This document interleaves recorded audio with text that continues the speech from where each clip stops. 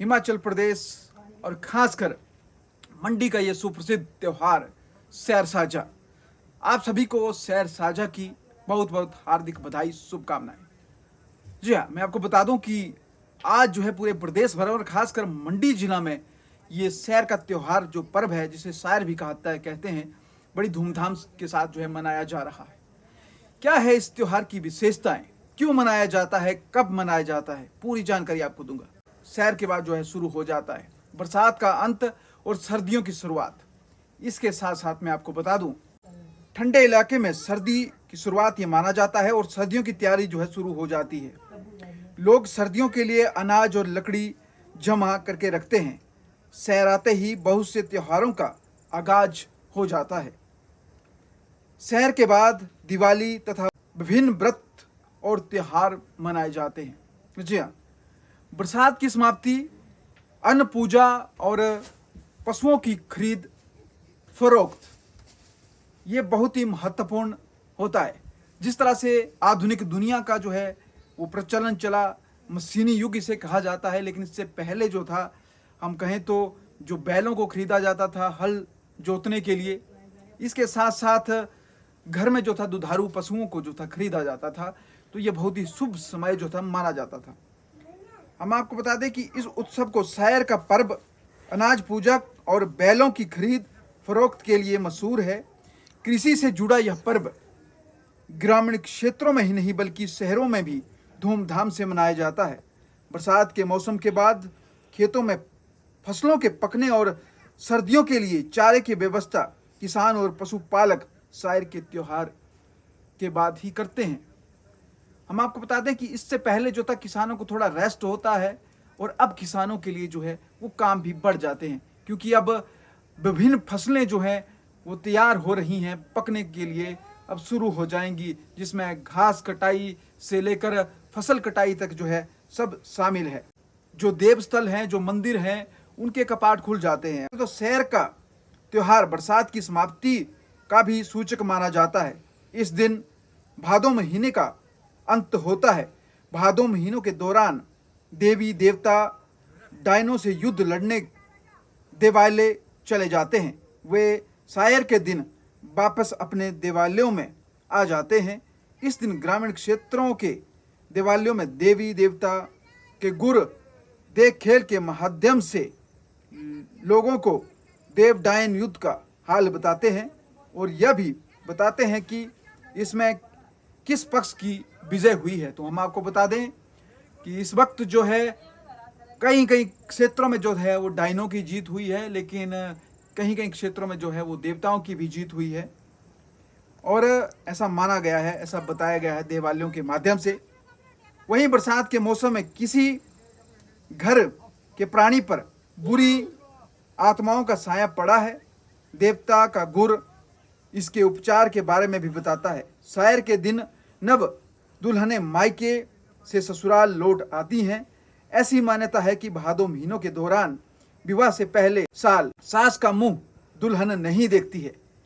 ऐसे में वह 1 महीने के लिए अपने मायके चली जाती हैं। सैर मनाने का तरीका हर क्षेत्र में अलग अलग है, जिसमें मैं आपको बता दूं, जहां एक तरफ कुल्लू, मंडी, कांगड़ा आदि क्षेत्रों में सैर एक पारिवारिक त्योहार के रूप में मनाई जाती है, वहीं शिमला और सोलन में इसे सामूहिक तौर पर मनाया जाता है।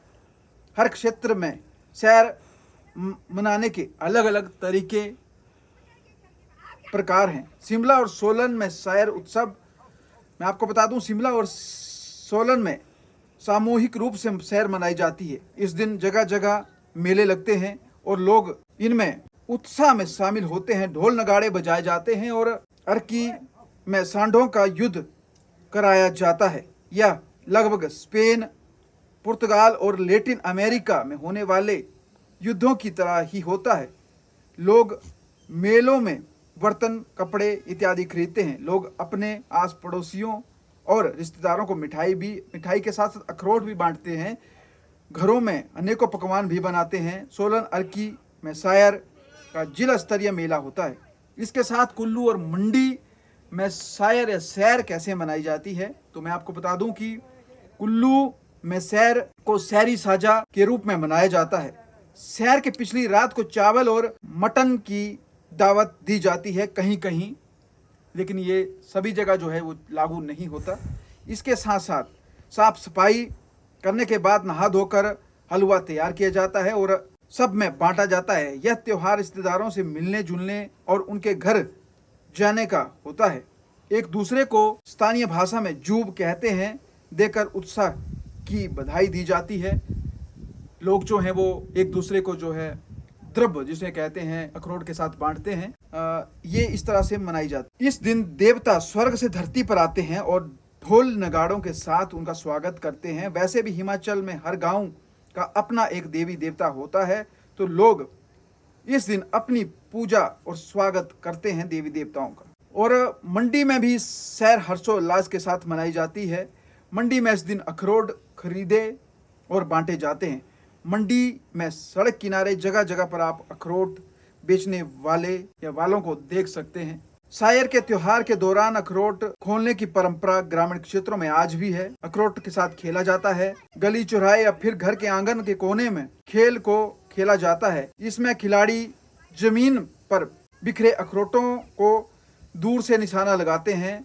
अगर निशाना सही लगता है तो अखरोट निशाने लगाने वाले के सभी अखरोट जो है उसके हो जाते हैं। इस तरह यह खेल बच्चों, बूढ़ों और नौजवानों में खास लोकप्रिय है। इसके साथ आपको बता दें तो इसके अलावा कचौरी, सिड्डू, चिलड़ू, गुलगुले जैसे पकवान भी बनाए जाते हैं।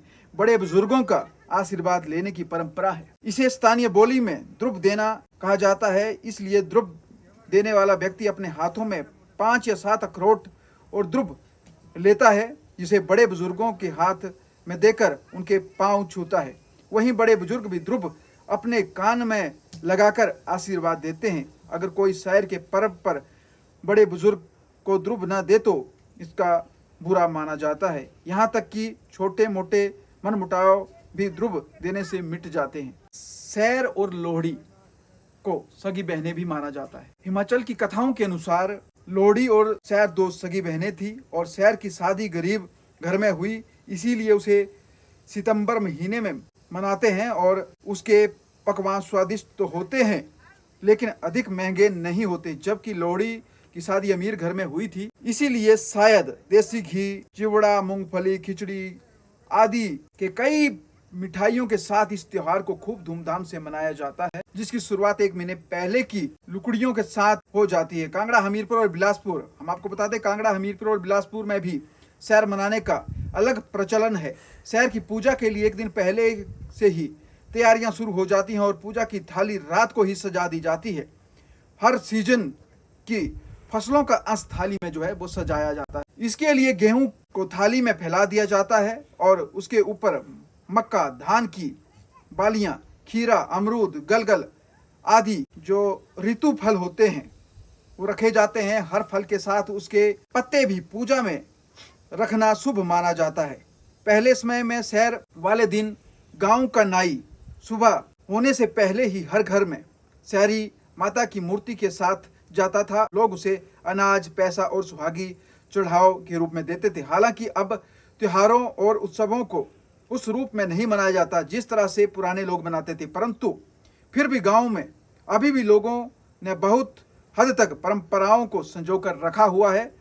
अब लोग सैरी माता की जगह गणेश जी की मूर्ति की पूजा करते हैं और अब नाई लोगों के घरों में नहीं जाते हैं। दिन में 6 से 7 पकवान बनाए जाते हैं, जिसमें पतरोड़े, पकौड़ू और भटूरू जरूर होते हैं। इसके अलावा खीर, गुलगुले, चिलड़ू आदि पकवान भी बनाए जाते हैं। ये पकवान एक थाली में सजाकर आस पड़ोस रिश्तेदारों में भी बांटे जाते हैं और उनके घर पकवान लाए जाते हैं। अगले दिन धान के खेतों में गलगल फेंके जाते हैं और अगले अच्छे वर्ष अच्छी फसल की प्रार्थना की जाती है। यह त्योहार एक तरह से बरसात में बारिश के कारण एक दूसरे से न मिल पाने के कारण मिलने का बहाना भी हो जाता है। जो लड़कियां काला महीना यदि भादो महीनों में अपने मायके आती हैं, वो वापस अपने ससुराल चली जाती हैं। ये छोटे छोटे त्योहार और उत्सव लोगों को आपस में जोड़े रखते हैं और समय समय पर मिलने का अच्छा बहाना भी होते हैं। आशा है हमारी ये परंपराएं ऐसी ही चलती रहें। लोग यूं ही हर्ष उल्लास के साथ इन त्योहारों को मनाते रहें। तो चलिए एक बार पुनः आप सभी प्रदेशवासियों को, पूरी मंडी शहर वासियों को और जहाँ जहाँ सैर साझा बनाया जाता है उन सभी तमाम लोगों को खबर खास टीवी की ओर से बहुत बहुत बधाई, हार्दिक शुभकामनाएं। आप जरूर बताएं कि आपके क्षेत्र में, आपके गांव में, आपके शहर में किस तरह से सैर साझा बनाया जाता है। धन्यवाद।